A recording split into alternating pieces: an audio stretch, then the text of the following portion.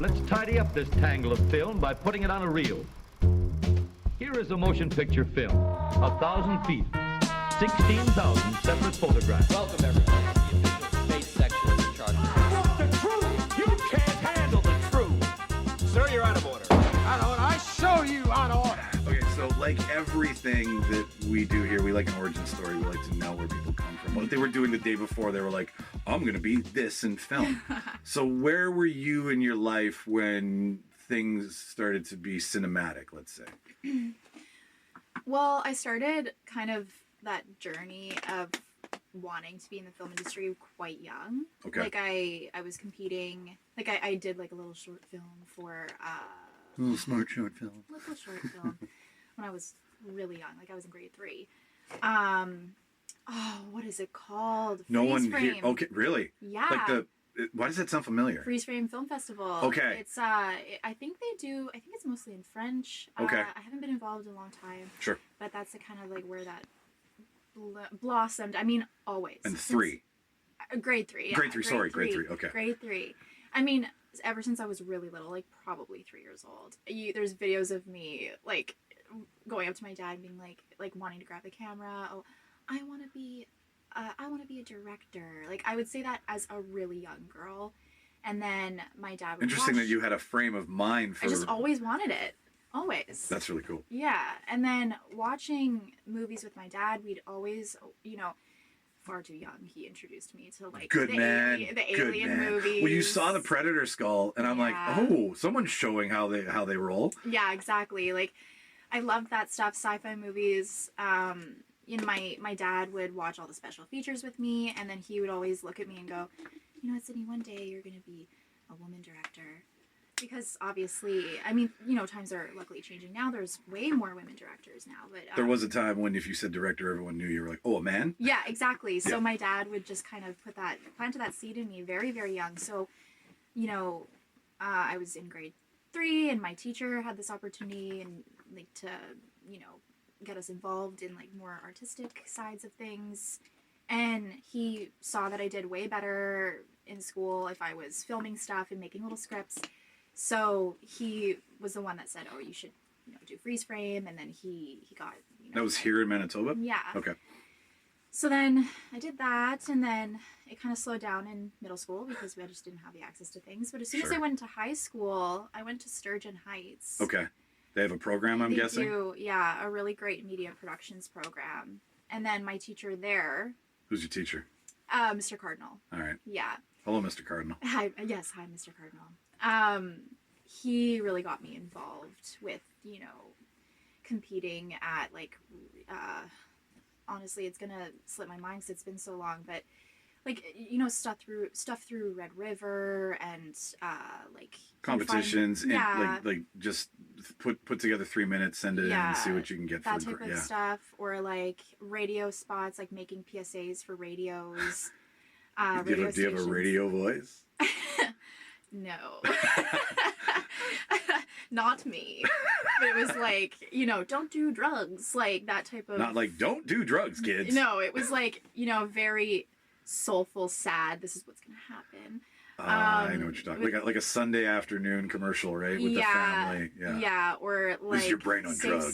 Safe sex PSAs, like that type of stuff. And I met my best friend, Natalie Massaroni, who's an editor in the city, in that class. And we've just like, ever since, together. Thelma and Louise of filming. Exactly. So that's kind of where that started. We went to university together, took our film classes there. Did you go through the U of W film? Yeah, we both did. Nice. What's that, like, we got lots of time. What does that course offer? Like, I've heard about it, and I was like, I wish I'd known about it when I was younger. Yeah. 'Cause now I'm at the point where I'm looking forward instead of looking back. Hoping I'm still there. It really depends on, I guess, like the stream that you're taking, because originally I was going to school to get into, like, be a director. That was kind of what I wanted. But you have to take a performing arts class, like a actor, like, I think it's intro theater. It's intro theater. You have to take Is that the fancy way of saying acting? Yeah, intro to theater. It actually is more like theater stuff, but rather than like some of the screen stuff that comes later. That I mean, when I was there, it was offered later. Sure. But you had to take it as a prerequisite. And then I did it and I had a lot of fun. So I decided to take it again the second year. But they offer a bunch of different like dynamic film courses. You have to take like history of film. Okay, so it's like everything I do, I always say, Shauna's like, it's a movie, Michael. It's not real. And I'm like, God fucking damn it, it is. Yeah. But like everything I know from film. So like to me, when someone's like, I'm going to film school, it's like art school, right? But Yeah. like, does it actually have like, it sounds like it's tangible things, like Yeah. the last 100 years of cinema and all that stuff, right? Yeah, you do a lot of that. Like there is hands-on to the courses, but then there is kind of that, you have to learn about like an appreciation. You have to have an appreciation for cinema, so you kind of you take those types of classes to Have to grow be a your appreciation. cinephile. Yes, exactly. How to be a cinephile. Yeah.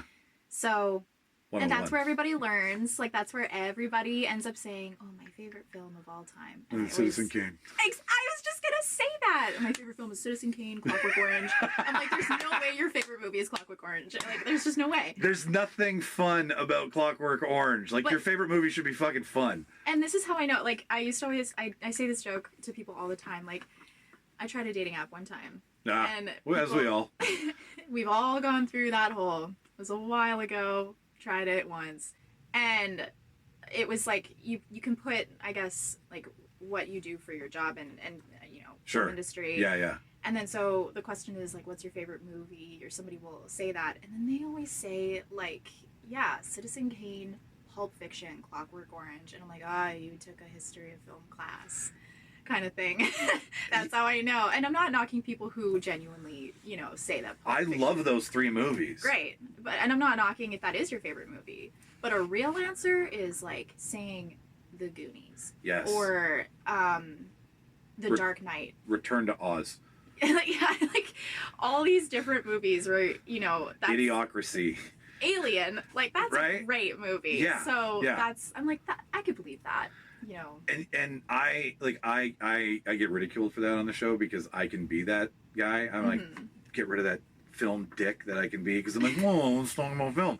But like, really, at the end of the day, like, I'm more into like, fucking Frodo, move it, right? Like, I want escapism. It doesn't need to be all smart and shit, but.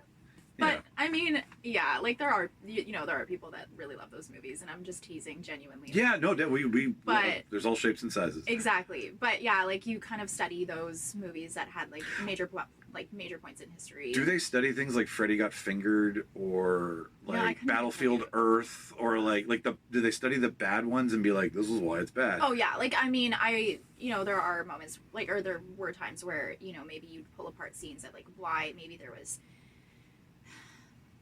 a choice that didn't work because of what reason, like maybe it broke access or What's broke access mean? like sorry I'm talking only smart film terms here that we don't understand the real like maybe it just, or maybe there was like what's a better example, maybe there was like a continuity Okay, error sure. or Yeah. something. Like Something was in a scene and then it wasn't. And you were like, Yeah, it's the or- pancake in Pretty Woman. yeah, wait, when was that?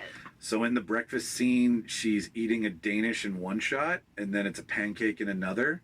And everyone's always like, someone missed the edit. It's continuity error. And you're like, yeah, but it's breakfast. There's multiple items on a breakfast tray. Yeah. He brings in multiple items for her to eat. So when you criticize the pancake, no, it's the fact that if it was the same piece of food, it would be weird when there's a cart of food there. Yeah.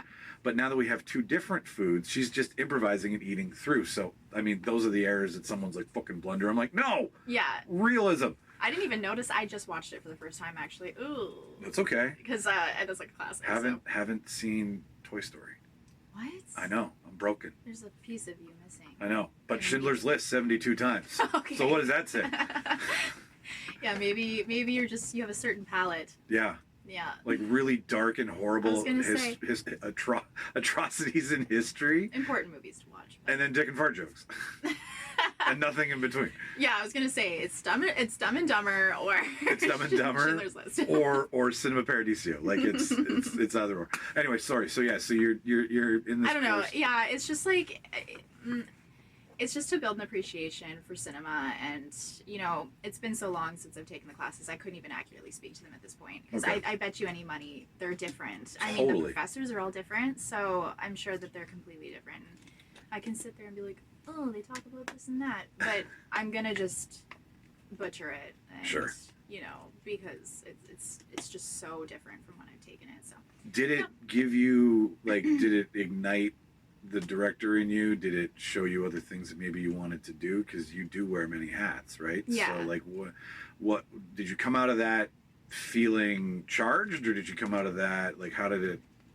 Because you come out, you get that, and it's like you'd be a lawyer, and then chances are you're article. You'll be a doctor. Chances are you're going to go to, you know, residency. But you're in film. It's like, well, who's going to hire me? I have no resume. Yeah, totally. And So- I think I kind of, I mean, during that time of my life, I think I was quite lost. I felt, I didn't know what the answer was. There is so much you can do in film, but I think back then, especially, there wasn't, or at least I didn't know about different opportunities of, I guess I'm trying to say is there's so many different departments, but I just didn't know what it took to be in those departments. I think I had a perception, and I do think a lot of people might have this perception, is you're going into film and then maybe you're going to write and direct like your own movies out the gate, which is possible. Like you can make your own short films, or maybe you can get, you know, an opportunity to do something bigger.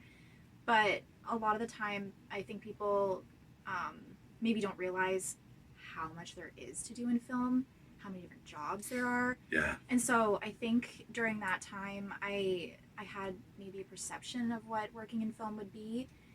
But because I didn't realize like what I could make of it, I think I was just really scared that, is this even ever going to work? Am I going to be able to pay my bills? Am I going to be able to like have health insurance one day? You're in the arts, right? Yeah. Like the odds are against you.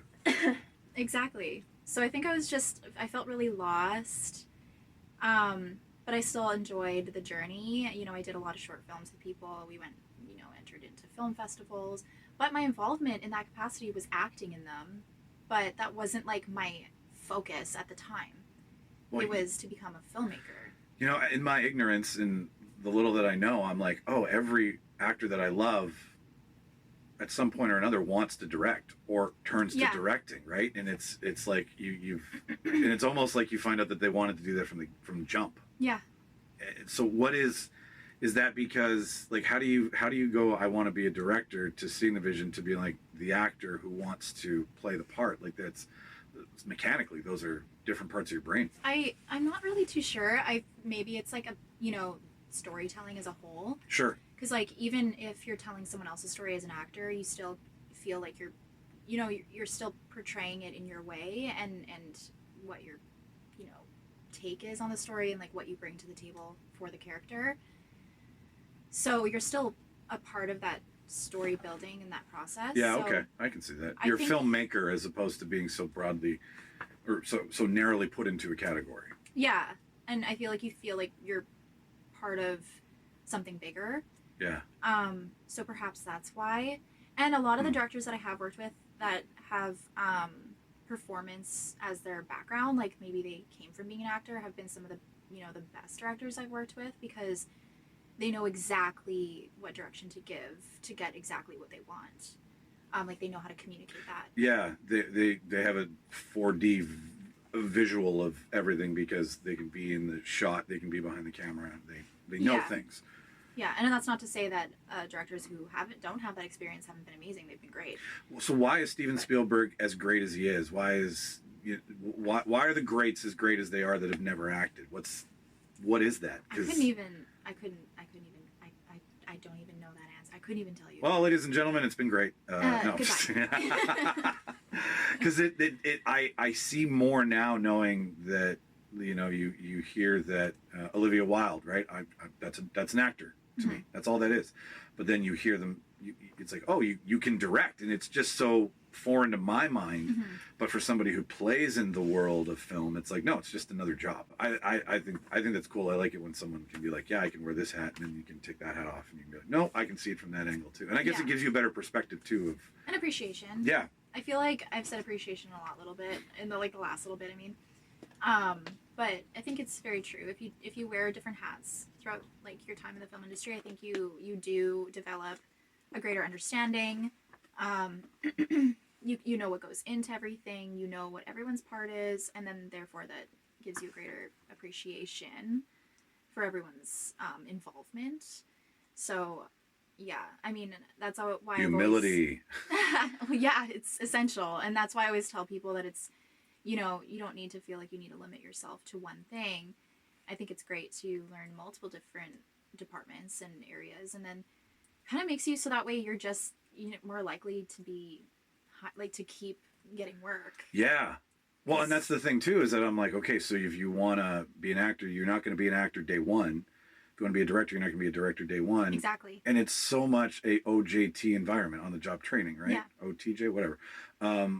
But like, you don't, like Ridley Scott didn't direct until he was 42. And you're like, really?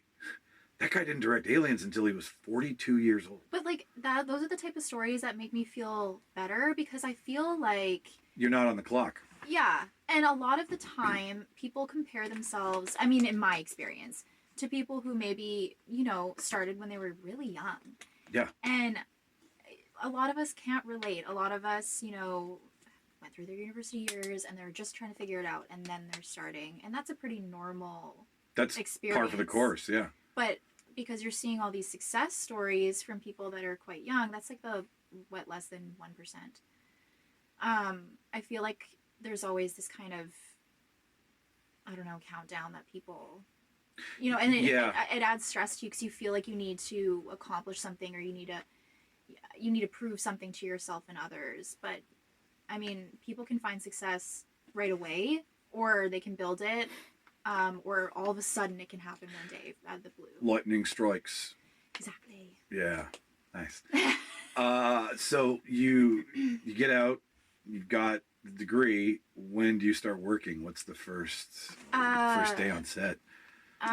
Well, working through my degree, I decided to switch my focus to be acting, just because like my professors really recommended it. They thought that I took to it very well, and that they just suggested that. Oh, was there one thing that they told you that you? It was just conversations. It was just, Sydney, you pick a really good film actor. Have you considered that? Have you looked into that a little bit? And my professor at the time, Blake Taylor, he actually set up my first audition for me.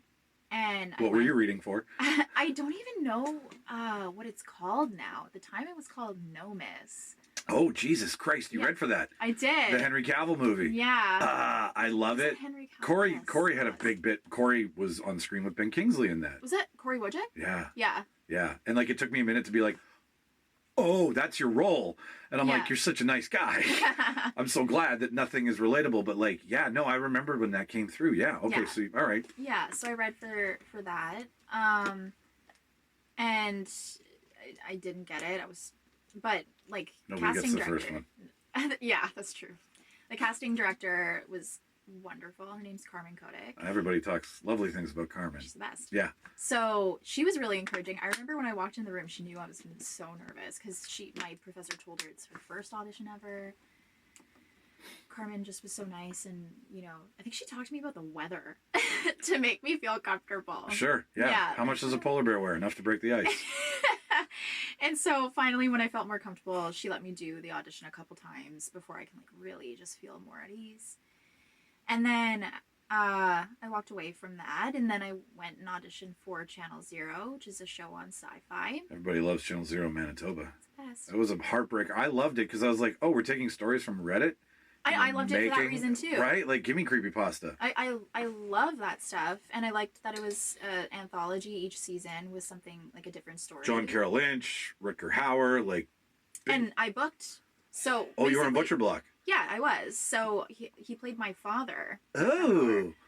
So. Oh. I auditioned for one role, and then Carmen called me in to read for another, and then I booked my first role, which is pretty quick. Like, that's not everybody's lived experience. That's the luck you were talking about. That's the luck. Yeah. And I booked I could feel it when you walked in the room. I was like, oh, there's luck falling everywhere. I should get some. Far, but yeah, hits me sometimes, and I'm always so Rutger, he plays your dad. That's Yes. like I mean, that's Blade Runner. I know. My dad was floored. It's Tears in the Rain I know. shit. I think my dad, he's so funny. Every time I book something. Why is he with not here? him- You should have brought him. I know. He would kill to be in this room. He'd be like, he's really the cinephile. I just kind of live in the Dad, shadow of his. open invite. Bring your daughter back. We'll do Father-Daughter Day. Yeah, and every time I book something where he maybe recognizes the name, he'll go, "Oh, invite him over for steak." Every time. And I'm like, that's not, well, no. Because in the middle of what, rehearsing, I'll just be like, by the way, how do you take your My steak? dad really wants, actually, that's funny. Do you know Jean Smart? I think she won Yes. an Emmy this year. Yeah, so I worked with her in a movie. Like Hacks. Yes. Yeah. I worked with her in a Oh, movie. But she's fantastic. she's wonderful. But, like, she was acting, I was an AD at this time. Okay. But her and I got quite close. She wrote me a card. And then in the card, she said, "Say hi to Kenny for me," which is my dad's name. And then my dad, he could have, that was his life made. He was just like, "Jean Smart said hi to me." He's trading on that story at every cocktail party. Oh, yeah. And when she won that, I think she won an Emmy just this, did she win an Emmy this I think past she's year? won 2 for that show. But even just this past Yeah, like, she won this year. Yeah. Yeah, because my dad recently, like, said, "Oh, she won an Emmy. You know, she have a card with her." So, at My house. boss has Harry Connick Jr.'s signature from when he was here, and she loves it when people notice it. They're It's just yeah, it's like- amazing. And I'm like, yeah, that's just a signature. It's a little letter, but that's okay. That's hilarious, though. Yeah. Yeah. That was like the first role that I had, and On Butcher Block. yeah, So, like, you're a final girl at heart. I am a final girl. You like horror generally? Is that something like? that is like the ultimate goal for me. Like, I would love for my entire acting career to be. Yeah, I can see a Jamie Lee Curtis. Yeah. Or a Samara Weaving. Sure. Or a Neve Do you know they're doing a Ready or Campbell. Not too? Are you serious? I'm not fucking around with you. Oh my gosh. Right? That's gonna be amazing. So like, I'm just like, how do you do that, right? Like, you escape the family. Yeah. Did she run into another family with the same problem? I love that movie. I can watch it on repeat. Rocksteady makes great shit. She's just also just amazing and wonderful to watch. Babysitter, great movie. Haven't seen it. You need to watch it. Who's- It's like a horror comedy. Okay. Okay. I think it's just there's like a lot of gore in it. Okay. And I think that is there a Canadian cast in there? I think maybe there's a couple Canadian cast members because I recognize some of them, but I'm like, are they Canadian or do I just recognize them because maybe I've seen them in other projects? But Yeah. yeah, like solid cast, great writing. It's a fun time. And I'm just I love all of her movies. We're going to talk about Time Cut and all the other stuff that you've done, and I've noticed in your resume that you've got the balance of horror and rom-com and short and sci-fi and all the things that you like doing. Let's go back to that first read. Like, how people are always wondering about an actor in rejection, I think. To the layman, to the people who are like, how do you do that over and over and over again? So Carmen calls you back, which is great, but you don't get it. How do you, like, was that, like, what do you do to pick yourself up after you do a read? And it's just like, because in your head you're thinking positive you're putting positivity in the universe. You're gonna get it. You're being confident, and then boom, it's done. And I can't imagine that that's easy. And It's not. I honestly, I think a lot of that is kind of maybe what we put on ourselves. Like, I think it's like a lot, we try to find those answers, and sometimes you don't know. You don't get told a lot of these things. I mean, like, do they go through that in school with you when you No. go? So the audition process is not something that's part of the education. That's something that's part of just going out there and doing it. I mean, that would be a really good thing to maybe go over, and maybe some people do implement that in their classes, because I do think it's really important for mental health. But it can be really disheartening, especially when you feel so passionate about a story or by a character, or you feel like, oh, why isn't this sticking? Why isn't this happening for me? I'm working so hard and maybe it's just not clicking. It's just so completely out of your control. And the way that I've felt comfort in hard times dealing with that, and I'm not perfect. I still, like, I can still go through the shits with it. Like, am I allowed to swear? Oh yeah. Oh, amazing. Yeah. We have a big E for explicit. Okay, great. Yeah. I still go through a really tough time with this. Some days are better than others. But what I try to remind myself is the work is in the audition. And if you're happy with your work that you presented, that's it. You did your job, and that's all you can do. Booking the role is just the cherry on top. Yeah. And now I know that people are like, oh, but when you book the role, that's actually the job because you're getting paid for it. I totally get it. But you can't go into it with an expectation of an outcome. You have to get it. You have to do it for yourself, to prove something to yourself, to be happy in yourself, and to have fun. Like it is really for yourself and what you can do. And I think once you feel comfortable that that's the answer, then you like before your eyes you'll see more success, and like you'll positivity breeds positivity. Sure. So the, you know, But this might there's sound also- cheesy, but the universe will grant you some sort of positive thing to happen your way, because it's just the way that these things work. Like the more that you give of yourself, the more you're going to end up getting back. I'm not saying that it's easy. It's really hard. But if you do it all for yourself, then it won't feel like immense work, because you're just doing it to prove something to your... Yeah, you're not like me. You're like, I like myself. I'm Exactly. just, maybe you'll think I'm good for this role. And I mean, maybe, I don't know, being in Manitoba, right? It's not like going to La La Land or New York or any major film hub, and then you're up against hundreds of thousands of people. It's still not easy, but in an environment like this, you could be like, you read for that, it didn't work, you got called back, you read for something else, that works, right? It Yeah, might not and be that's that happened to me one. a lot. Yeah. That's happened actually a lot. And it's even happened to me where maybe I didn't suit a project, but the director really liked me, so they followed me on Instagram and we've kept in contact. And then either it did end up working, like where later I did end up working with either that same project because something happened where I was able to get on that project, or you know, later on I've been able to like keep that connection and then work with them in a different project. So none of it is just like shit out into a void. It's all worth it, Yeah.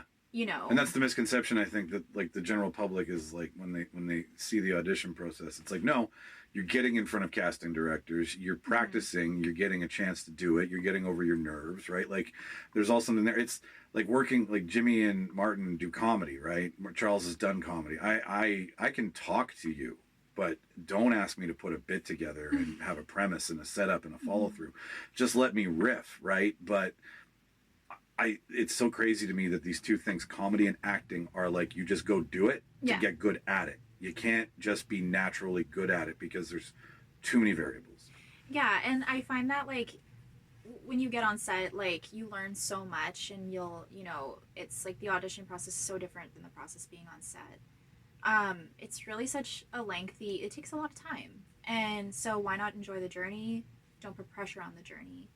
And really, like, yeah, I mean, Manitoba's small, but with the beauty of self-taping, you know, you can, more and more people are getting seen every day. So Yeah. if you do book something, you should really take it as the most massive win ever, no matter like how, I hate saying big or small because truly I don't believe in that. Like all parts are so important.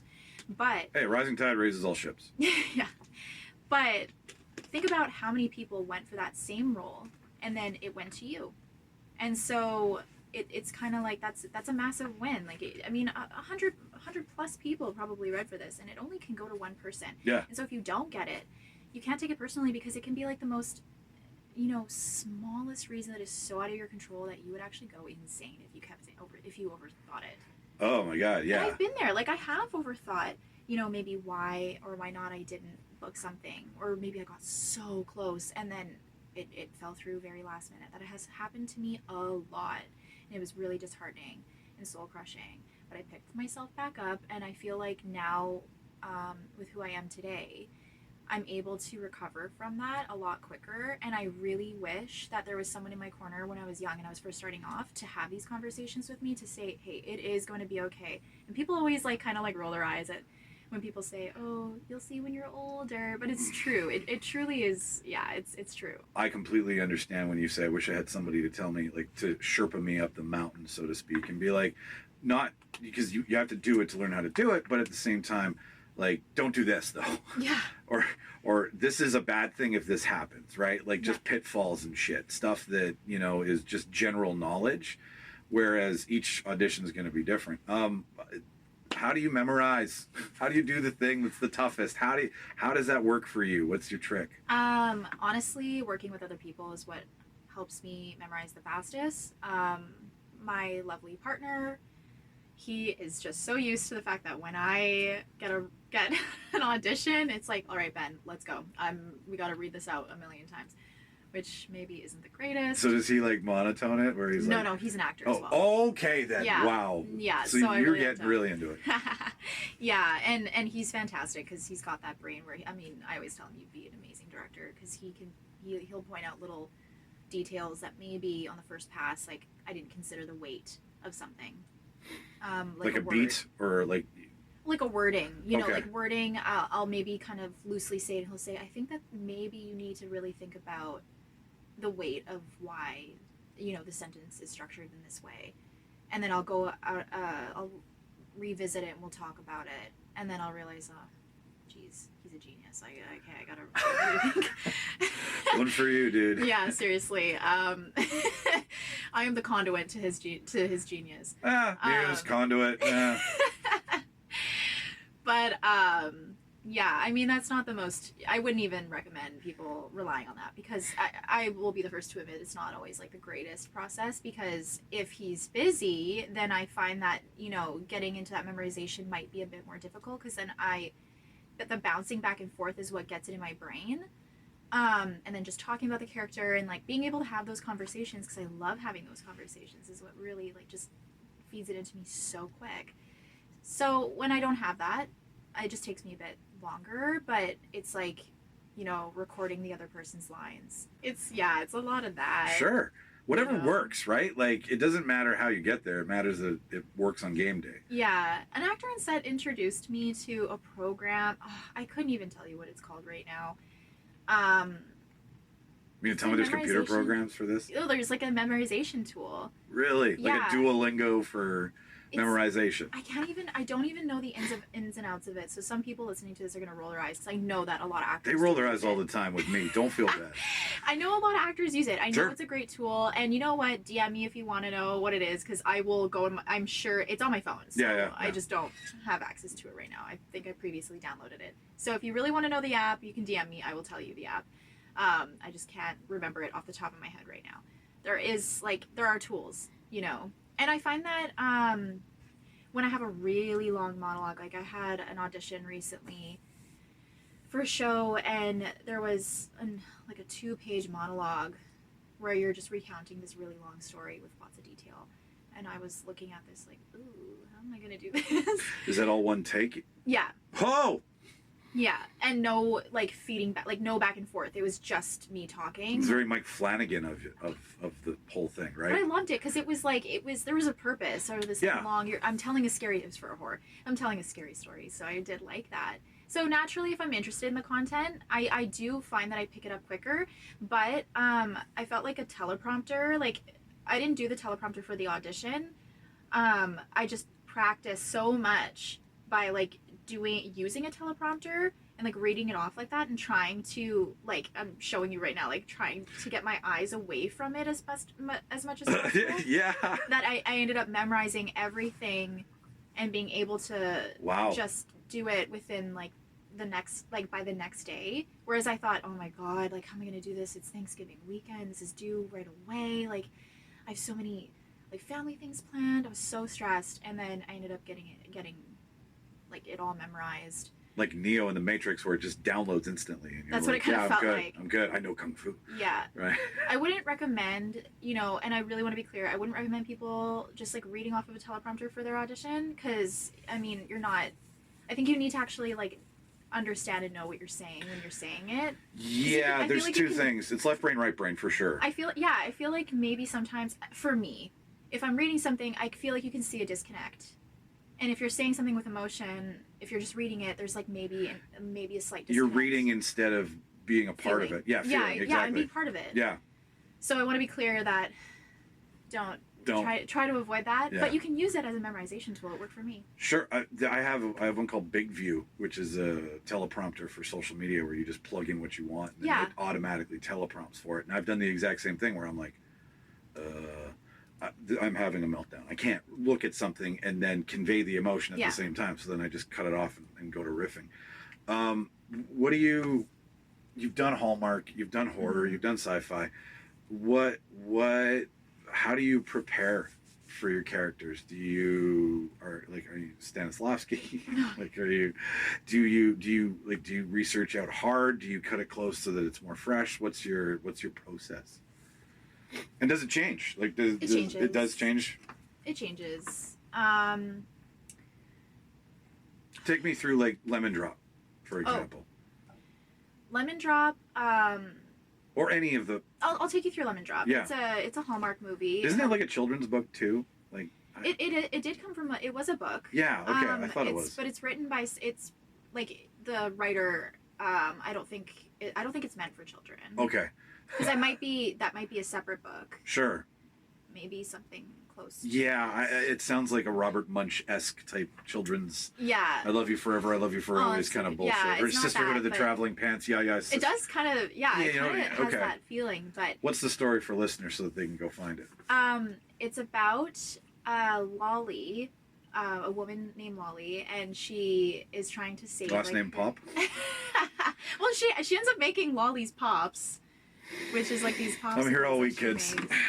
And then she's trying to help save her dad's diner. Her family's going through some hardships because they lost their mom quite young. Sounds not on brand at all for Hallmark. And then the dad doesn't want to give up on the diner because it was their family diner. It was generational. Exactly. Yeah. It's making me weep inside a little bit. It's really sweet.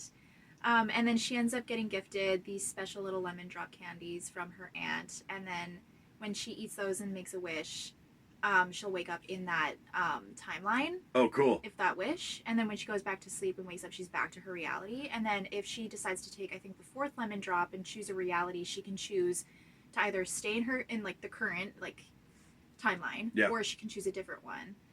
And this Hallmark was super special to me because it felt very family focused. It wasn't just about love. The romance. Yeah.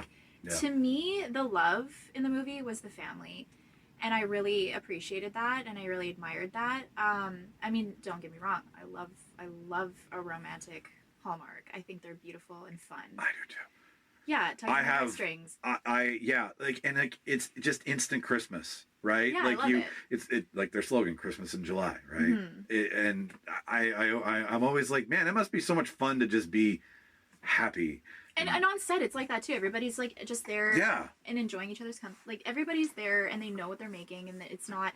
It's very we're here to make something, beautiful for people. Yeah. And I really like that part of making Hallmarks, especially. This Hallmark in particular, it was just easy for me to get into the mindset of things because I was playing a younger sister. And even though I'm an older sister... You always wonder what it would like to be a younger sister? Well, no. My brother and I have that relationship where he kind of treats me like he's older anyways. So okay. It was so easy. It's called being a boy. Yeah. It was so easy for me to, think of my brother and be able to, even though he's my brother, not my sister. Yeah. It's still but it's having sibling. That sibling energy. Sure. And the director said that big sibling energy. Yeah. And the director said that about me. He was you very much you're a sister.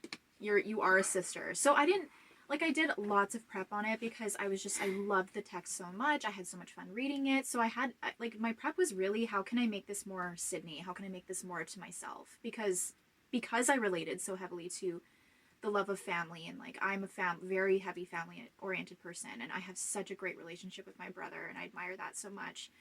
So then, this audition, it wasn't really hard for me to prep because it was just I was putting myself into it. Yeah. And honestly, my prep does involve a lot of putting myself, pieces of myself, into the character, so I feel right away more attached to it, which obviously can be a bit complicated if I don't book it, then I feel Well, I was going to say that's the duality, right? Of you can't not get close to the character you want to play because the job is to emote, but yet at the same time a healthy distance from being attached to the character that you're trying to emote while not being attached. That's a. I can't, it's you learn to not take it personally, part of it, I guess. But I mean, that's like I think an important part of my prep anyways, is just finding ways to put Sydney into the text. Like, no matter the character, just finding pieces of that. So I knew Time Cut was coming out. You went to the LA premiere. It looked like it was a lot of fun. Oh my god, it was the best experience of my life. I felt like a little bit out of place in a sense because Why? You've arrived.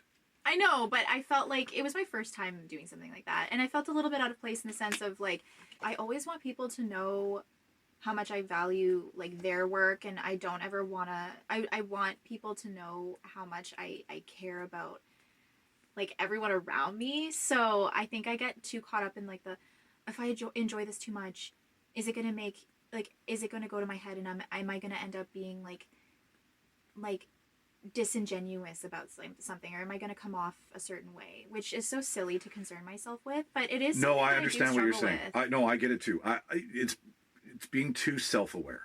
Exactly. Like I it's almost like that can kind of take away my joy a bit, because I don't want to get caught up in something and make it seem like I'm not taking advantage of, but like I don't know. Honestly, the easiest way to say it is I don't want to ever come off as if I'm like being like big-headed or anything like that. No, because totally. I'm extremely grateful, and that's always like how I want to come across, is like just very genuine.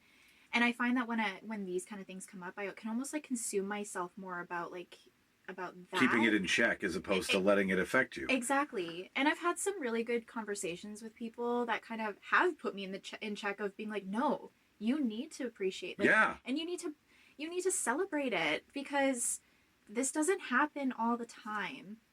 And that was like really encouraging for me to hear, because it was like kind of the shake I needed, you know?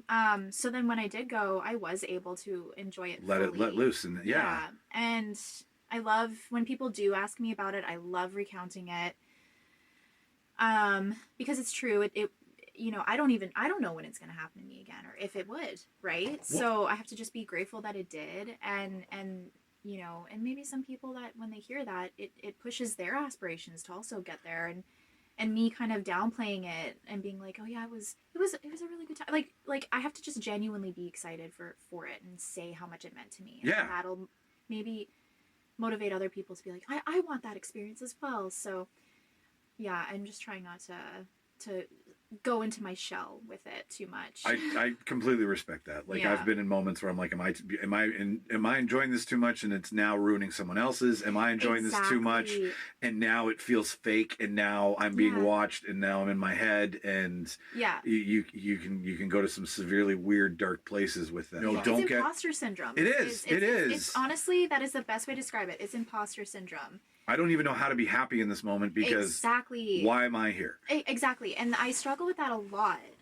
Even like, you know, sometimes it can consume me, and it's just so not fair to myself. And certainly it's not fair to people, like if I'm having those conversations and then I feel like, I don't know, I'm feeling almost insecure about how I'm being perceived. And you say imposter syndrome, but when did this start to feel like... Is Time Cut where, like, is that a big moment where you get to say, hey, I'm really doing this? Or did that come before? I've had, like, moments where I've had that, like, oh my gosh, I'm really doing this, before Time Cut came out. But Time Cut was definitely one of those big moments for me because of the premiere and the trailer, and I really, like, had to have that, well, it was also number one in Canada on amazing. Netflix, right? Oh my goodness. I would say that was my biggest moment of having that. But I think my first biggest moment of having that was when I booked All Fun and Games, because like they had such a like heavy hitter cast. Yeah, who wasn't? I'm sorry. Natalia Dyer. Yes. Asa Butterfield, Laurel Marsden. Where's Asa from? Sex Education. Yes, that's it. That was it. Or like because Emily loves that show, and she was going crazy when I told her that they were in town. I think he was in Hugo as well. Oh, really? Yeah. The Boy in the Striped Pajamas when he was a kid. Oh, and I remember that too. Really? I remember that's burned to my mind, because that was like I think the first thing I ever watched on Netflix, by the way. Oh. Crazy memory, but way to go, Dad. No. I'm sure at that point you were old enough to make your own decisions. That's a tearjerker. Wow, so you played across. Wow, that is a... Yeah, so that was an epic cast, and Laurel Marsden was in it as well, and then she had just like, I think Miss Marvel just came out like when we were finishing shooting that. Oh, so yeah. That was like before she kind of like popped off. She's amazing. Working with her on set and watching how she worked, like, yeah, I mean, everybody, like, I learned so much with being on that set that I felt like like the greatest honor that I was able to be part of it. What are you learning? Honestly, for me, my personal experience, I can't say that. Yeah, everyone's gonna walk away different. Yeah. I find that, like, maybe as Canadian actors, like, we're so polite. Hey. So we wait our turn to talk. But and, like, sometimes in We're acting, rolling, speak. well, it's not even that. Like, you know, we're trying to respect other people talking. So I feel like that ends up happening in acting. Like, when somebody else has a line, you wait for their line to finish and then you say your line. But the biggest thing that I've learned, and that was really, really relevant during filming that movie, and I have talked to even Carmen about this, is that language is messy, communication is messy, people talk over each other all the time, they stutter, they say you know. Yeah, they do. Nothing's perfect. Yeah. In language and in talking. So these actors were just so not afraid to, you know, like, not wait for their turn to speak when it made sense. Like, they weren't just like saying their lines when it didn't fit, but it was like, you're three lines down. Wait a second. yeah, it just felt very genuine. Like, the way that they were talking, their conversation, it was just so genuine. Like, it felt, you know, like how I would talk to my buddies. And I hadn't been on set like a crazy amount of time it was one of my bigger roles at the time. So it was my first time really like experiencing that and valuing it and seeing how off the cuff they could be, that I felt so much more confident going into that, like when I would prep a character and feeling like I'm feeling more like being able to be genuine in my auditions like that you can now, be messy and it works. Yeah, exactly, because it's about like being in the moment. And that sounds so sad, because of course it's about being in the moment, but there's a difference about being in the moment after you've rehearsed a thing that is not in the moment, that when it becomes the moment. It's different when you're acting. It's okay to be a bit messy as long as it works and it's genuine, and you know, like it doesn't need to be so my line, your line, my line, your line. It's not tennis. Yeah. It's jazz. And I just felt like I thought maybe before then I felt a little bit more like Tennessee about it. And I think that experience... It's your serve. Your ball. Yeah, please, your turn. I think after that, I kind of was just able to let loose a little bit more and then focus on, I don't know, building the character and being more in it that way, rather than... And now I talk now. You got less about the mechanics. Yeah, and, you know, it's just a very honest answer. Like, I don't... Yeah, no. I pretend like I had all the answers back then, but, you know, it really did open my eyes to, you know, that being able to do that. And it changed a lot of the way that I audition, or the way I, like, read scripts, or how I, you know, process things. And it was, like, probably the biggest lesson I learned. So I think that was kind of like that big holy shit I'm doing it moment. Yeah. So you can learn from these actors who are on sets way more than I had been at that moment. So of course you're gonna learn, because they're just like, to them it's second nature. They don't get I'm sure they get a bit of butterflies maybe on day one, but they don't get it like how I get it. Like, because they do it so often. Nobody feels like Sydney. I know. Like, they just do it so much that it's just like, it's like going to work today. Yeah. Like, it's 9 to 5. Like, it's this is my office job. Like, that's the type of feeling. It's just like they are ready to be there and be present. And then there's always like a bit, you know, like you're fighting that kind of nerves of, am I doing enough? Am I doing everything right? Or too much? Am I doing too much? Yeah. So it was just more liberating in that way, I think. So would you rather be told to tone it down, or would you rather be told to turn it up? I think told to turn it down is better. Yeah. Than to bring it up. Because I mean, the director goes, "Give me more of that. Give me less of that." Like now. Like if it's, I feel like it's hard to not be a puppet. Yeah, and like for me personally, it's hard to like. I have naturally like a higher energy, so if I start off low, it's kind of like, if I'm starting there, that's my starting. It's harder for me to like pull myself up. Sure. Okay. You can't Whereas, get to like, 11. yeah. But if I'm at 11, I can bring it down. Okay. And like find a sweet spot. So I think that there's like a place to pull it back a little bit. How did you prepare to be the ditz who eats the escalator in Time Cut? I was like, how do you get there? Like, because being in Lemon Drop, right? You want to be a sister. This is something that you understand. You don't operate at an incredibly scary level all of the time. So how do you find that intensity right before camera rolls and it's like your face is going into the escalator and you're being stabbed and chased around? Like, are you like Jack Nicholson on The Shining where you're like doing breathing exercises and you're like what is that part of it? Or well, like I was doing like the breath, because I think there needs to be an element of exasperation. An extreme fear, and that comes with exhaustion, and so there was a lot of that. That was a really tough shoot. It was my first time doing something at that capacity, because I mean we filmed it 3 years ago. Yeah, I mean when the trailer came out, we were all like, "Fucking finally!" I know. I mean, same. I think it just got lost in marketing limbo because that's a long time to wait for. I know. Like a 3-year wait. Yeah. From filming something. And the ending is like different than like there's differences there too. So it's like I think that they just really wanted to make sure that it was a perfect like what they wanted from it. And I can appreciate that. So I What was so tough about it? It was my first big role. So, you know, again, when we say imposter syndrome, like there was like a bit of that. Sure.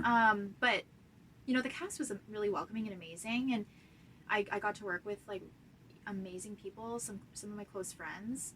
I got to make really amazing relationships. So in that way, that imposter syndrome didn't stay for very long, which was nice. But because it was like my first bigger role, it was tough to like, you know, understand the space I could take. Like, when you're doing blocking, I think that's tough to learn in you know, acting classes, because a lot of the time there's like you're doing an acting class maybe in like a more confined space, and with blocking you kind of learn it when you're on set a lot of the time. What's blocking for the odd person who has no idea what we're talking about? So like your positioning of like where you are when you're being filmed, like what you're doing and what you're walking throughout the set, what's being filmed, where the cameras are. Essentially a practice run of the basics. Yes. So of what the scene is going to look like, you're, you know, blocking, like walking through what is happening and where you're going to go, and that way like cameras know where to set up, lighting knows where to set up, and everything like that, and what you're going to get in that setup of that shot. And I think that I was just having a tough time because in that mall scene, it was pretty intense blocking, like hitting very specific marks, all while being absolutely terrified and getting chased around by BJ Barreau, who was the man in the mask. I've known BJ since we did Bye Bye Birdie in grade 10. Oh my gosh, really? He's so wonderful. He's a very good boy. Yeah, he's a very good man. Yeah. Good boy. He's a father of 2. Jesus Christ. Yeah, no, he's good. I always knew he was going to be doing something, right? Yeah. Like we were all in school being like, yeah, that dude's probably going to stab a girl one day. Not literally, but you know what I mean. So yeah, my little cousin watched the movie and she apparently was like scared of. She's like, she had a hard time sleeping because she was scared of the man like in the mask, and I was like, oh, it's okay. I sent her a picture of me and BJ, and I was like, I'm fine, and this is BJ. He's lovely. Yeah, he has a name. He's not behind bars. Yes, everything is exactly. okay. Has a lovely wife and children. Yeah, I mean, you're totally normal guy. You go from shopping, right? Yeah. And then you go right to biting it, literally. Yeah. So I mean, yeah, sure. Like no one thinks about these things about. That was all planned out before. Yeah. It wasn't like there was some random route they were going to take. And you don't just like run away. Like you there's like very specific, you know, marks you got to hit. That, like I think that's kind of what was tough for me. Sure. Because it was my first time really doing like blocking that intense. Yeah. And well, blocking requires a budget because you need time. Exactly. So when you have more money, you get to do a lot more things. Mm-hmm. I'm saying this for listeners. You get to do a lot more things. Mm-hmm. Whereas when you don't have money, you have to do it on a crunch, on a budget, and everybody's doing a lot of different things. Does that kind of explain it? Yeah, I would say so. So I think it was something new for me. Yeah. And you know, I had to be screaming up off the top of my lungs for hours. Like, I think I did, I want to say it was like 2 16-hour days to do all of that. Wow. Like, I think it was 16 hours, I'm pretty sure. And I mean, halfway through the first day, I could be wrong, but I'm pretty sure. Is the tea flowing? And because I mean, your vocal cords are probably just raw. the things that men don't know about the things women do in horror movies, guys. There's a lot of fucking vocal work that goes into this. I so badly wanted to quote Lupita when she goes raw. Yeah, raw. Those are my vocal cords. Honey, you've definitely gone 3 octaves lower. What are you talking about, darling? Yeah. So they were, shot. And then running around. Like, I was just exhausted. And it's funny because Kristen Swatsky was my stunt double. Yeah, she was. She was really the person that ate the stairs. Like, I was just there to look like I did. Like, sure, yeah. You know, every time people... Don't ruin the magic. No, I have to, though. I have to give her flowers because every time people, like, post me, like... They love, like, her, like, the falling on the escalator part, and they're like, oh, amazing, Sydney. And I'm like, it wasn't me. It was Kristen. I was at the craft service table. I was back in my trailer, whatever the fuck. I was watching monitors. Yeah, there you go. Kristen's just amazing. Holy shit. So thanks, Kristen. Just, like, the level of, like, I want people to understand that playing it as much fun and silly and love into a role is not always where the hard stuff comes from. Yeah. The hard stuff comes like, can you be a loving sister? Well, I am. So I've got something to go off of. Yeah. Can you be a stabbed victim in a horror movie? Well, all right. Now you're asking me to figure something out.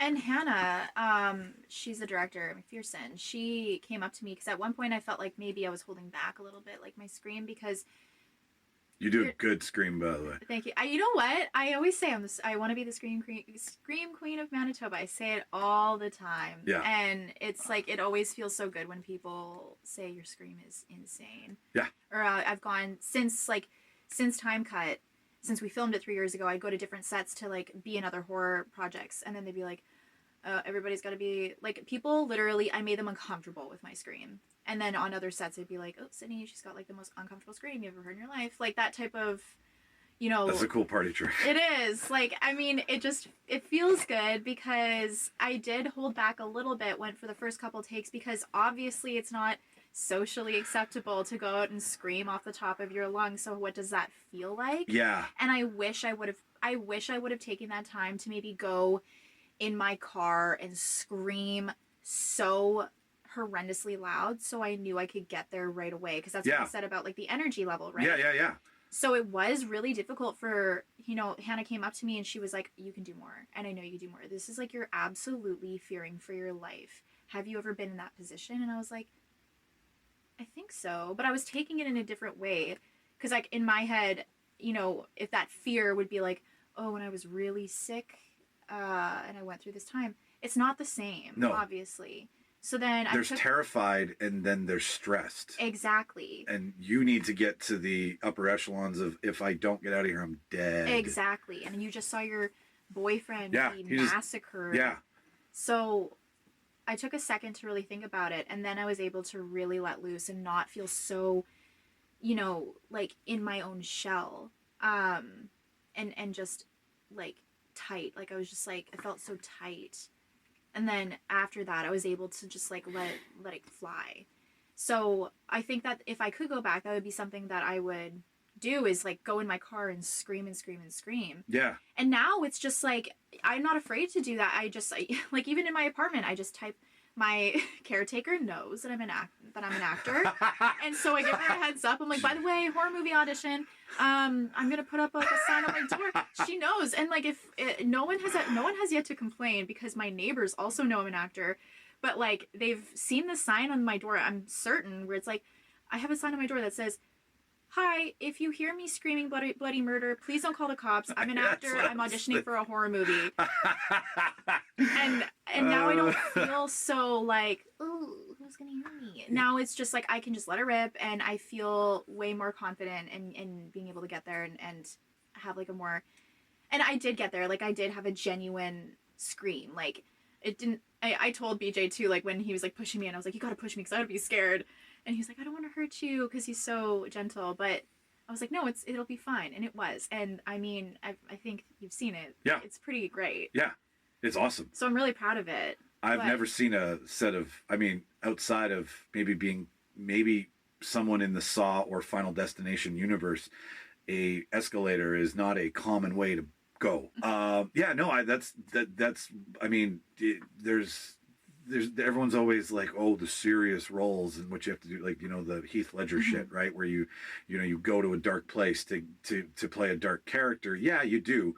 But there's also things that aren't natural to do that are outside of, you know, the dark character default.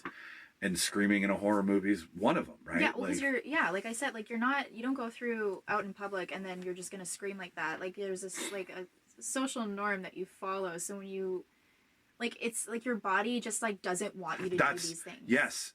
Now, when you're on a set, once you get there, you're just acting for a bunch of people, aren't you? Yeah. Right? Like it's not you're acting for the audience. I mean, you are, but it's just you and the director, and you know what they want. Mm-hmm.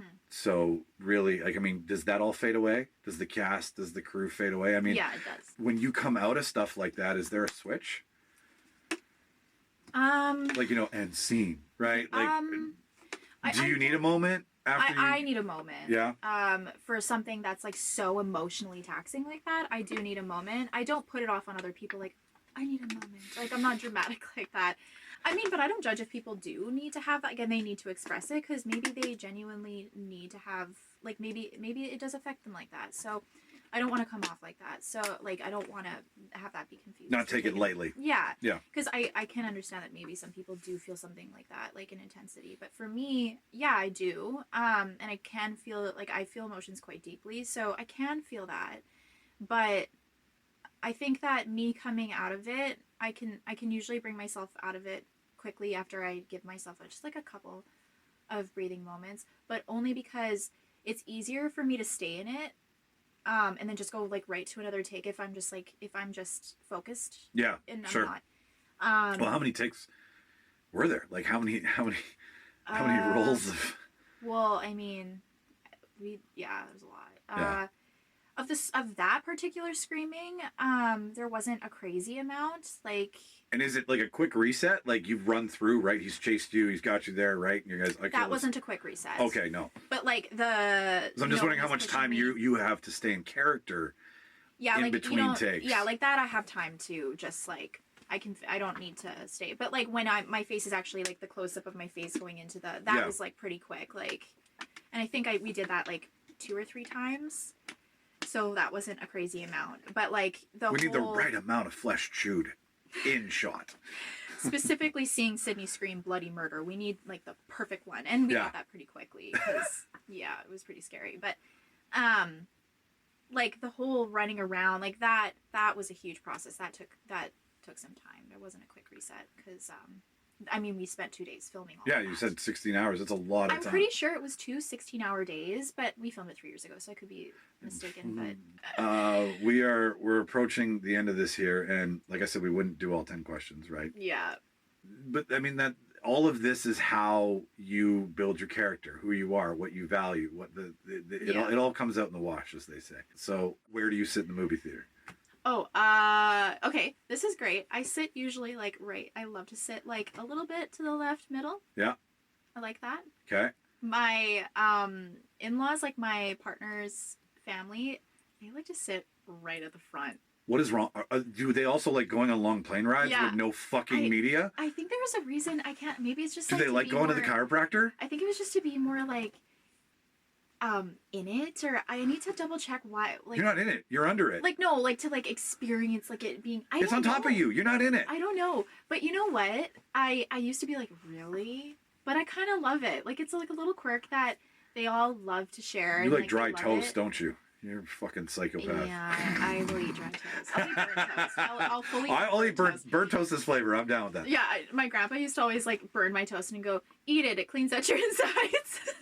It's healthy for you. Weird, but yeah, they like to sit right at the front. And I used to be like, "What? That's weird." But now I genuinely actually really like it. I think it's just like a cute, like a really, I like that quirk about them, that they like that. I appreciate it. I mean, all jokes aside, that is a very interesting trait. I genuinely like really love that though. They say that like, I actually have a meme of like where one should sit in a movie theater and where do you get like the perfect. It's where Christopher Nolan sits. I think that's where it all kind of came from. Okay, so we know where you sit in the movie theater. What is your go-to movie snack? What do you buy? What do you buy when you go to the movies? Do you buy candy? Do you buy popcorn? Popcorn. And like I like. Do you do any weird shit like mix stuff in with the popcorn? One of my best friends, he likes to put in like his little M&Ms in the popcorn. Oh, he's a sweet and salty guy. Yeah, he likes to just pour it right in our popcorn, which is fine. But I like to get like. Sure sounds like candies. It's fine. It just like I don't know. Sometimes I'm like, oh, that was an M&M, not a popcorn piece. But he likes it, so. But I like those sour little. Sour Patch Kids? Yeah. Yeah. They have like a new flavor where it's half, like the half and halves or whatever. That slapped. I went to Wicked with some friends and that was really good. Those with popcorn. That was my dinner that night, by the way, because movies are so expensive. No to go fucking to shame now. Here. So Tuesday nights, $8. It's when you like it's. I mean, Wicked's been impossible to see. We've tried 3 times so far. Oh, we got tickets to go see it at the Grant Theater. No, that's like win. That's my church. That's how often I'm there. Like that's my jam. I fucking love landmark theaters. Yeah, I love it. Okay, cool. So okay, salt and vinegar chips, by the way, are also a really great movie snack. That's all in your home. Yeah. Yeah, that's in your home. Yeah. Yeah. With a Coke Zero, nice and crisp. Yeah. Do you like the drink machine at the Grant Park Theater? Sure do. Right? Like 18 million combinations. Yeah, I love that. And they also give a shit about like there's one that's like the Arnold Palmer. It's like lemonade and iced tea at the same time from one of them. I'm like, you guys think of everything here. Yeah, seriously. I mean, I'm just like a Coke Zero girl, but sometimes I'll throw in a little bit of like a flavor if I'm feeling a bit A little bit of vanilla, a little bit of cherry Coke. Yeah. Okay, so what is your favorite movie right now? It is unfair to ask what your favorite movie is because it is insane to answer that question. I'm not going to ask for 4 like Letterboxd, but what is your favorite movie today? Oh, goodness. Goodness me. I always say Scream's my favorite movie of all time. That's what I always say. I'll be back. It's my, like, it's just such a solid, like, it's such a go-to for me. The Alien is also solid for me to answer. And then P.S. I Love You. Yeah. I love that movie. Yeah, that's the letter one, right? Yeah. Yes. Yeah, when he leaves letters. Yes. Postmortem, like for his wife. Gerard Butler. Yeah. And Hilary Swank. Yeah. Yeah, I love that. She goes to Ireland and then meets the other guy while she's there, and he's a soccer. What's his name? Dean? No. No. That's his name on. Yeah. Isn't that his name in the zombie show? I don't know. Yeah, he's got one of those weird names that has like an E at the end of it. Denny from Grey's Anatomy. That's how I. Yeah. Yeah. That's how we all do it. Yeah. Lastly, what's the last good thing that you saw? Was it Wicked? Yeah. Is it really good? I loved it. It was just such a. I'm so over the promotion. It's driving me nuts. Like, Fair. It's a lot. Because it's becoming disingenuous now. Yeah, I can understand that. Like the whole.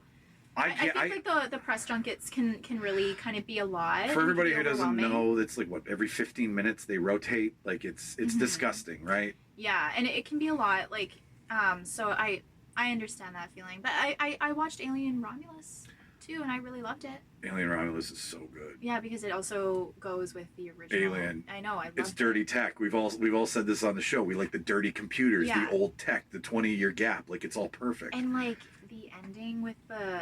I mean, can we have to worry about spoilers? No, it's been out long enough. Okay, the Ash? human mix. Oh yes. Alien. That was so sick in the best way. Like gross. Well, because that's what happens in Resurrection, but it already started there.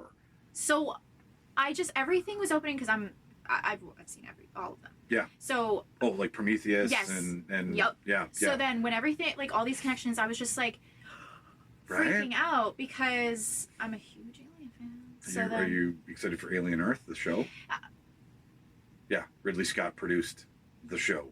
It's coming out next year, like early next year. It's like an 8 to 10. See, that would be like a dream for me to even just get to audition for that. Like, you know. Do you want to be the xenomorph? I would love to. The little xenomorph? Yeah, I have like an uncanny resemblance. Yeah. I think I could play it. Yeah. Uh, You see it? I just want to portray having a chest burster so bad. So what did bad. you think of the new way they did it in Oh. Romulus? I loved it. That First was- of all, so gory. I'm like, how do we top this? And my this is how we do stomach it. was churning, and I had that when I watched it for the first time when I was young, because again, my dad showed it to me far too young. Yeah. So I feel like I had that, it was almost like this weird nostalgia piece of like having that same stomach churn, because like obviously since I've seen all the other Alien movies, I haven't had that same kind of reaction, because I know, oh, that chest burster is happening. Yeah.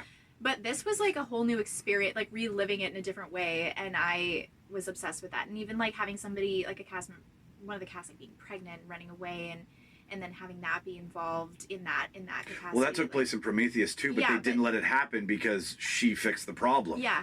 So then having it, like the outcome be this like weird, yeah, I loved it. So I think that I would say is something that I would, outside of Wicked, I want it to be a little different. Is it throw in like, Hey, listen, you've proved your the proving ground. It's over with. You're fine. You're good. You've got your card thank back. God, I've been stressed. Every time someone's like, you have a movie podcast, I'm like, yeah, we talk about movie, television, whatever. They're like, have you seen this? I'm like, no. And they're like, what the fuck is wrong with you? I'm like, I can't see everything, know. man. Like, don't think because I have a movie podcast that I'm some scholar on the mount who's like, I've seen it all. Like, But honestly, I am also the person that takes a lot of convincing to watch something new, and I do think that it has something to do with anxiety. Like rewatching something I've already experienced feels good. Like I know the ending, I know what to experience. Like I know what to expect. Yep. So I think that I'm that type of person that it's like, okay, I had an emotionally taxing day. I'm gonna come home. I'm gonna watch shit TV, or I'm going to watch a feel good movie. all right, Forrest, it's me and you again, buddy. Yeah, or like, okay, Lizzie McGuire movie, I'll throw you on. To me, you're a cinematic, It's your happy place. You're a cinematic masterpiece. Like, to me, Okay, watch cinema. it. I gave you your card back. You don't want to lose it so quick. Cinema dell'arte. To me, that's cinema. Yeah. Yeah. I get it. I But get she's it. like, sing for me, Paulo. I know what to expect from that. Yeah. But So something I you think don't know, you don't want the heart racing. Well, and the exactly. Like, I wonder. think even if it's a happy movie, it's just like the risk of, am I going to like this or am I going to not? I think that for some reason can sometimes send me. I totally respect that. Like, I would much Yeah. rather not be disappointed than be disappointed. And the reason I'm disappointed, and I've learned two tricks in this, because now everyone tells me I got to watch something because they're like, oh, you should watch it. You should talk about it on the show. And I'm like, I, again, don't have that much fucking time.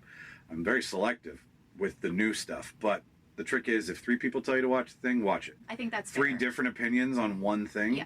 that they all say is awesome gives you 3 different reasons to try it. It's either going to be the story, the characters, the plot, right?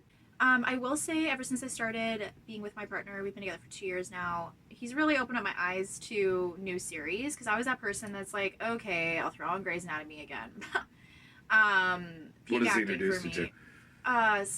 Well, I introduced him to Succession, 10 out of 10 show. Oh, yeah. He got me to watch Game of Thrones from the beginning. That was another thing that I made a joke. So did you realize what it's like to drink and know things? Yes. No. Were you blown away? I was blown away. Yeah. It's Daenerys pretty should have had epic. her happy ending. Fucking Jamie and Cersei should have been beheaded, but Yeah. we got... Are you now, having seen it, sorry to cut you off, No, that's totally fine. are you now, having seen it, the backlash that happened, you being an outsider, Yeah. far removed from all the I'm going to have the conversation because I'm in it, Mm-hmm. what do you think of the last season? Okay, so it's funny because I can understand people's frustration to it, but because I went through it, like, I didn't have that break, so nothing, there was no build-up. Like, That's what I'm curious about. Yeah, like, I wasn't, like, coming up with theories in my head of what could happen, so because I just watched it the whole way through, I wasn't necessarily super disappointed. There were things that I, wished were slightly different, but Yeah. I wasn't, like, super passionately upset like a lot of people, but I can see why they were. I'm also somebody that takes shows for what they are. So, for example, everybody's always been so mad about the ending of How I Met Your Mother. Me, not so much. I actually really like the ending of that, and people get, like, so You can spoil it frustrated for with me. What happens? The mother is actually, like, the reason why he's telling this story skip ahead if you don't want Yeah, to. no, But yeah, the reason why Ted is telling the story about like how he to his kids about how he met their mother is because she had passed away, and he's like trying to find a gentle way to say like that he wants to ask their Aunt Robin, who's been around their entire lives and has been his best girlfriend, and they used to date. You know. I know. Yeah. Okay, so Robin. So he wants to ask her out, and that's the reason, like, and so you end up watching this entire show to, like, see Ted's progression into finding, like, a beautiful wife and, like, being finally happy, to then this quick ending of, like, oh, but she's been dead this whole time. And, you know, there is a section where Robin and Barney get together. I remember that, too, yeah. Yeah, and then you find, like, they end up getting a divorce, and then... You know, so Robin's the big reveal at the end of the show that this is the new woman he wants to marry. Yeah, or like be with, and he brings her a blue French horn at the end, and I really liked it. I took it for what it was. That sounds like some, but again, if you're buried in it, obsessed with it, follow it, and then it's not what you wanted. Exactly, and I do get why people were upset by it, but I've just always been somebody that takes a show, like takes their ending for what it is. Yeah. Sopranos. I was like so like almost sickly sad when Breaking Bad ended. Like something about it, I was just like I loved like I am the knock on the door. Yes, and just it was so dark, and like the Hank part of it all. Like, that was so heartbreaking. Oh my god, I was crying, and I said to Ben, I was like, I don't want to watch this show anymore. How fucking stupid are you that they know they haven't made the decision already? I know. Oh my god, because it was just so out of your control, and you as a viewer. You're like you're almost like you want to. I'm getting chicken skin right now. Yeah, like every time insane. I think about it, and honestly, it's like one of those so many points of that show, and that was one of the other shows that he introduced to me this year. Skylar. Yeah, like so many points in that show. It was like, I still get goosebumps thinking about it, which like it doesn't happen very often. It became very, not Shakespearean, but it became very. It just had, it had so much good drama and tension. Yeah. And it never deviated. Like it's that perfect. Was it 5 seasons or 6 seasons? I don't even remember how many. I think they stopped before AMC got stupid and they were like, let's make 42 seasons of something. And that's where you're like, stop trying to make money off of what we've loved, right? You can love a thing, but don't ruin it. And that one was hard for me to like let go of when it was done, because I was like, oh my god, that changed my life. And like same with Buffy the Vampire Slayer. First time ever watching it. Just finished it not that long ago. And that one was like another one that was like, oh my god, I didn't know how to feel about it. That one I did, like the ending, immediately I was like, I didn't like this about it, this about it, this about it. Like I felt like certain parts about it I didn't like. But normally I can take an ending like for what it is, like I said. But this one I was just a little bit, there were things I didn't really like. But like that was another show that, you know, I was introduced to this year. And yeah, so I think I am kind of slowly getting out of that. Like where I'm stuck in not exploring new movies and shows, and I think I'm starting to actually like go and give things a try and not feel so overwhelmed by the options. I'll tell you what me and Shauna do, because there's this disconnect, this headbutting. She can't stand anything over 90 minutes. I can do the full 2 hours, 4 hours, sit there and just lock in, right? I'm great.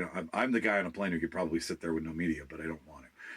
But we meet in the middle on miniseries, because it's the badly edited movie that's long enough that you can get invested in something. It's not the short movie where you can't do everything and you have to make decisions to cut. It's good TV, because streaming TV is now the golden age of cinema, in my opinion. You're getting shit like The Penguin. You're getting things like Stranger Things, where like you're just getting these huge cinematic worlds that people want to lose themselves in.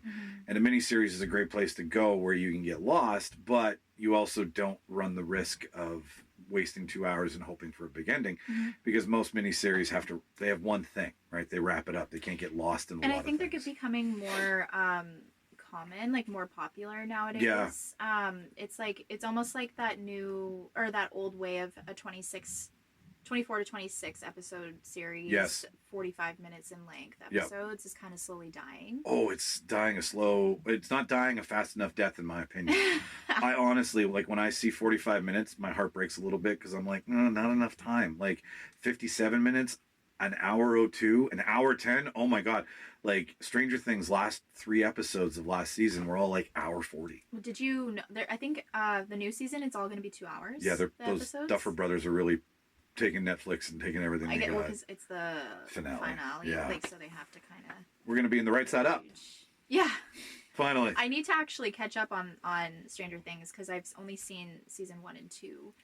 Oh, you're in for a treat. I know, and I so badly. It's one of those ones where I got consumed with working, like in the industry, and it's like long hours at the time when. And then you want dumb television when you get home to turn your brain off. You don't, you want trash TV, and you just want to mind numb, and so it's Survivor for us. Yeah. Reality television, The Masked Singer. Oh my God. Honestly, mine is embarrassing. What is it? Jersey Shore? It's fine. Jersey Shore. It's fine. It's Jersey Shore. Listen, they don't make that. They make that shit for 2 reasons. There's a small select group of people who are like, I want to be like that, and then the rest of us who laugh at it. Yeah. We're not the people who are aspiring to be. No, exactly, and it is what it is, and yeah, Jersey Shore and Love Island. Those are the 2 my number. They're ridiculous. Like, so ridiculous. And it used to be Love is Blind for me. I'm having a really hard time getting back into that show because... Really? Yeah. Not enough story for you? Like, not enough character development? Yeah, like, it just... the last few seasons, I was like, oh, I can't do this anymore. That's okay. My brother-in-law will just tell me everything. Yeah, He's that's like, what Reddit's for. Yeah, exactly. Like, he caught up on all of them, and he was filling me in. But, yeah, I like that stuff for like when I need to just have some escapism. That's why it's there. Because sometimes when you get into like a really heavy series, even though it's amazing and you feel like this huge world building, sometimes it could be a bit overwhelming because you're taking in so much information. And totally. So with this stuff, I mean, brain empty. I don't need to. It's all rocks up here. I don't need to do anything. I can cook while I watch my trash TV, and then I feel. It's 2 birds, nothing. 1 stone. Yeah. And where if I'm watching like something super impactful, I'll think about it for hours and I'll be deeply affected sometimes. So I'm like, I don't know if I want that right now. I will tell you another time about what happened when Westworld was on, and people would be like, "What's going on Westworld?" I would tie up your afternoon. I would go off and be like, "Oh, there's a website, and in the website there's codes to the show, and in the show there's things that reference the website, and it's all big one world, and everybody's gonna be a robot in 20 years, and it fucking sucks." Like I know we're like kindred spirits in our cinematic viewing. Yeah, I can get into those conversations, deep into those conversations as well, and then it ends up getting me down to like talking about the what ifs of things, and then here I am, and then I'm like, oh wow, 2 hours passed and I'm still talking about this. Crazy. Welcome to Flow. Sydney, this has been awesome. Yeah, I had a really great time. Listener, if you want to know anything more about Sydney, she's going to put all of her notes. We're going to have her IMDb catalog so you can watch her.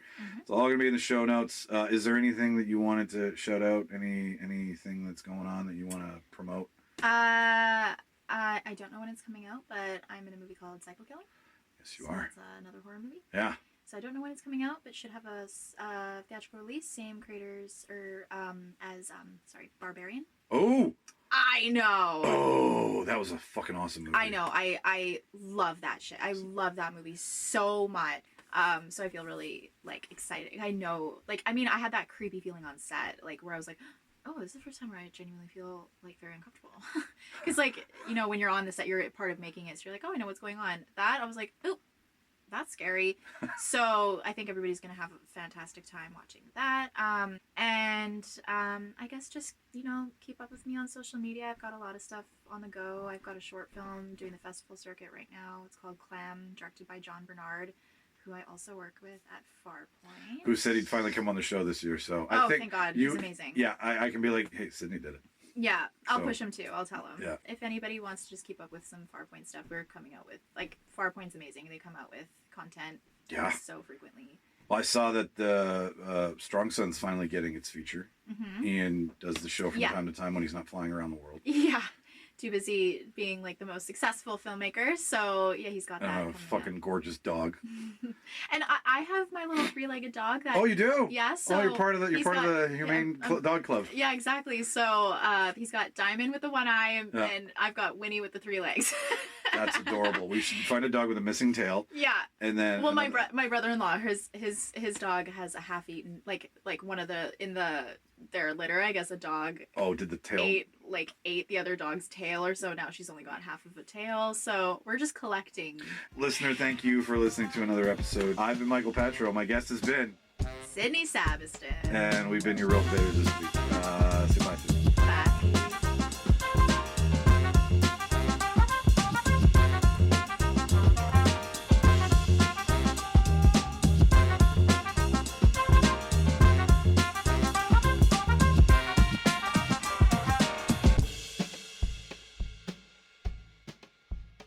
Oh, if you have any problems, dial information. Thank you for calling.